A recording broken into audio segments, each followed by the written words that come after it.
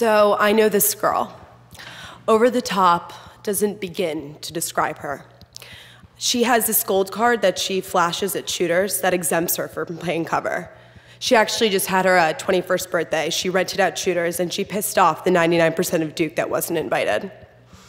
Her freshman year, she went to a dazed and confused party and she showed up with a necklace made entirely of joints. At another party, she wore a fat suit and proceeded to leave the party 20 minutes later with a boy using the pickup line, "You eye fuck me all the time."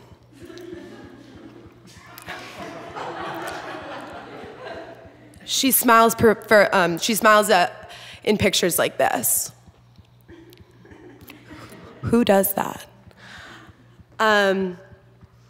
So yeah, it's like she's almost inviting us to judge her ridiculous personality from a distance, to hate her.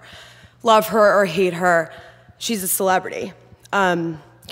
SFK knows everyone, and everyone knows her. So who is this person I'm talking about? It's me. Serena fucking Kerrigan. So at the end of my freshman year, I walked into my room and I saw my friends on my bed and they looked very serious. And they confronted me and they said, "We don't like SFK. She's too much. She's too aggressive. She intimidates boys. SFK gets in the way of you being you." And I was defensive, I was in denial. I kind of rolled it off my shoulders and didn't think about it. But before I continue with that, I should probably tell you something that SFK wouldn't. I was diagnosed with separation anxiety when I was 16 years old. And to give you a sense of how deep that anxiety runs, I should tell you that I was born 10 days late, which I interpreted as not wanting to leave my mother's womb, which set the tone for the rest of my life. My parents got divorced and I was an only child, and I would bounce back and forth between both homes. They're very career-oriented, and I would stay at after school until the last possible minute, and then I would go home with one of them, and we would kind of enter this quiet apartment, and I would just eat dinner with one of them talking. I didn't grow up with this conventional aspect of home, and I grew up alone a lot. I was alone, and I had this desperate need to connect. When I was 9 years old, I started writing profusely in diaries, writing detailed descriptions of my interactions between me and my parents, me and my friends, but most importantly, me and boys. I wanted a boyfriend since, like, forever. So once I entered my mom's room, hysterically crying, like, out of control, sobbing, and she was like, "What's wrong?" And I said to her, I go, "Henry broke my heart." And she opened her arms to embrace me, and I stood there frozen, and I said, "No, Mom, you don't understand. Henry broke my heart." I was 6 years old. 6. A couple years later, it was September 2002, and I was asked to, my teacher asked me to draw pictures, my class to draw pictures of their most memorable moment from the year before. And while my friends drew pictures of them summering in the Hamptons or of their new pet, I drew bloodied sidewalks, flying, falling figures from the sky, upside-down airplanes, and the crumbling Twin Towers. That is when my parents decided to send me to therapy. And after a couple sessions, my therapist told my parents, she said, "Serena carries the weight of everyone else's emotions on her shoulders. And that is a lot to carry." And she was right. I remember in middle school, my friend Ben, we were going on our first overnight field trip with my class, and we were all getting excited. We were on the bus, and I remember Ben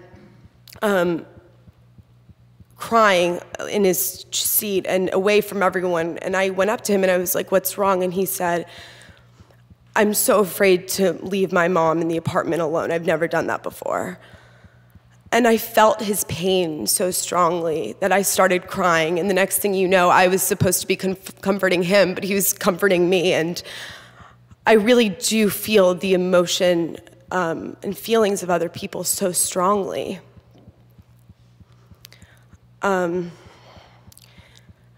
after a long time in therapy, I realized that I'm just very afraid of abandonment. I'm very afraid of losing my parents. It's something that's probably why I'm so nervous up here. It's something that I'm very sensitive about. And so growing up, I was very vulnerable. I really wanted to be liked. I wanted to have a connection with people. And when they didn't like me, I was paralyzed with how could I convince them to like me? I was paralyzed with rejection, and I found myself that I would change myself. I would change my beliefs or opinions or my clothes so that I could please them, so I could be liked. And then one day, I was 14 years old, and my friend told me profound advice. She said, "No one will love you until you love yourself," which sounds so obvious, right? But it was the exact thing that I needed to hear in the moment. I needed to know that I was good enough. So later, SFK was born. And I don't really know the first time I used that persona, but I know that it felt so good. It felt so good. I felt so protected. I felt like this I don't give a fuck attitude was almost bulletproof. It was the first time that I was in control of my feelings and I didn't let them overpower me. But underneath, I really am so vulnerable. I want to love so much. My best friends are the siblings I never had. I literally fall in love on first makeout. Like, you don't really have to Instagram me on, you don't have to follow me on Instagram yet, and I'm already planning our wedding and deciding what private school we're gonna send our kids to. I don't even have to like you. It's just the fact that we had a connection. That triggers something in me that I almost can't control. So I think about what my friends said. When they confronted me about SFK like it was some kind of intervention and she was like some kind of drug. And I realized that maybe they were right. Maybe I really was hiding behind something, this persona. So I listened to them. And I toned her down. I introduced myself as Serena. I learned to smile in pictures. I tried to be comfortable with myself, and I ended up being in my first real significant relationship. And I was so happy, and it was so wonderful because I was vulnerable, but I was happy, and I felt protected. And then my worst fear came to reality when he left me for his ex-girlfriend, but that's okay. It's okay now. But to be honest with you, it was really hard for me to deal with that moment, and I slowly reverted back to SFK. I'm just very vulnerable, and I have so much emotion. I'm like, look at me. And so it's too much. It's too much love. It's too much pain. And, you know, maybe one day I will be a little bit of SFK. Maybe one day she won't be there. She'll be non-existent. But for right now, she's here. And I hope that's okay with you because I really do love her. Thank you.